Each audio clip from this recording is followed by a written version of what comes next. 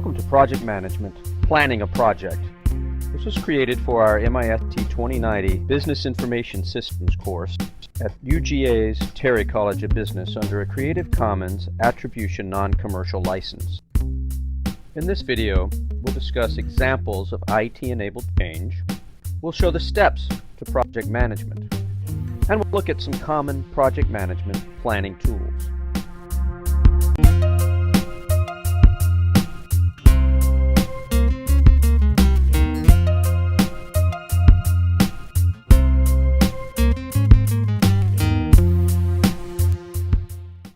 As we have discussed before, a project is a temporary undertaking to create a unique product, service, or result. Projects are particularly important in much of today's innovation-intensive knowledge economy. Information systems professionals bring IT-enabled change in organizations through projects. Some examples of IT-enabled change project in organizations can include the implementation of an ERP system to manage financial information throughout an organization, a new social media campaign associated with a product launch to spread awareness and solicit customer feedback, a business process redesign effort to comply with new government regulations on a business.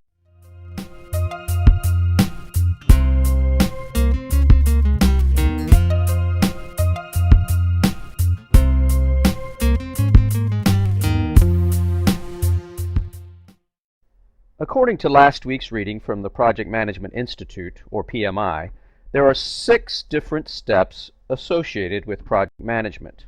These are initiating, planning, executing, controlling, closing, and success. Note that while this may look similar to the system development lifecycle which we have seen, they are not the same thing.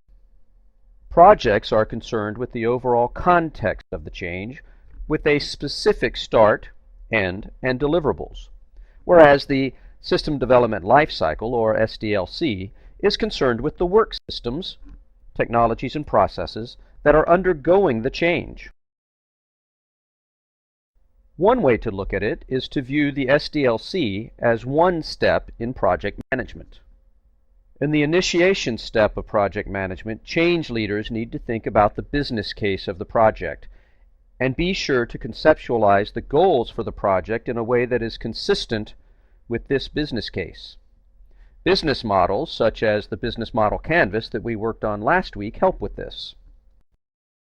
The executing and controlling steps of a project is where we would see the SDLC.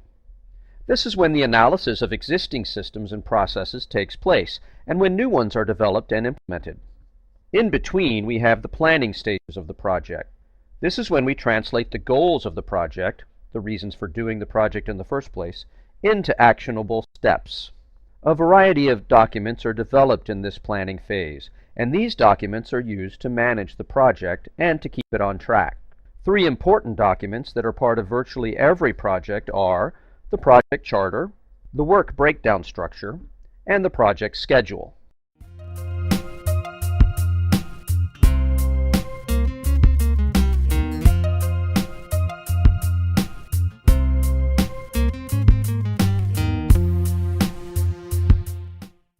A project charter is the key document through which you translate the business case to project planning. The specific formats of different project charters vary, but they all essentially ask who, what, when, why, and how. Questions about the project at a high level. In addition to goals, a thorough project charter might also include an analysis of constraints, assumptions, and risks. Risk analyses have become particularly important in recent years given the uncertain business climate. After translating the goals of the project at a very high level in the project charter, it is time to get down to the details and start describing the specific activities that need to take place for the project to be successful. This is done through a project work breakdown. The project work breakdown results in guiding the work breakdown structure of a project. Essentially, this is a hierarchical arrangement of major tasks that need to occur in the project. Within each of these major tasks, there are typically a number of subtasks that describe the major task in more detail.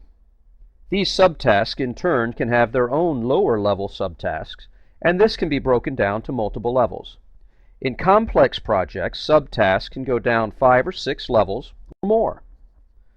Work breakdown structures, or WBS, are typically represented as diagrams where the first couple of layers are boxes and the lowest level can be a numbered list. It is common practice to include time estimates and cost estimates in a work breakdown structure diagram. The most important part of a WBS diagram is the numbering. The highest level tasks will be digits 1, 2, 3, etc., and each of its subtasks will be numbered as decimal increments of that integer. For example, task 1 would have subtask 1.1, 1.2, and 1.3. This pattern continues down all layers of the WBS. So, for example, subtask 1.1 might be further subdivided into subtask 1.1.1, 1.1.2, and so on. These numbers are used by project managers for a variety of purposes, including dividing responsibilities among project participants, monitoring activities and their milestones, and allocating project budgets. Once the work associated with the project is broken down by tasks and subtasks, project managers will arrange these tasks in order and schedule them out using a diagram known as a Gantt chart. A Gantt chart is a type of bar chart that is used to illustrate and manage a project schedule. Many of the leading project management software packages, such as Microsoft Project, use Gantt charts as the primary tool for groups to manage projects. When developing a Gantt chart, it is important to keep in mind dependencies. Does the start of one project require the completion of another? And milestones, important target dates for completing critical tasks in the project. To see more information of the diagrams and topics discussed here, please visit the following sources.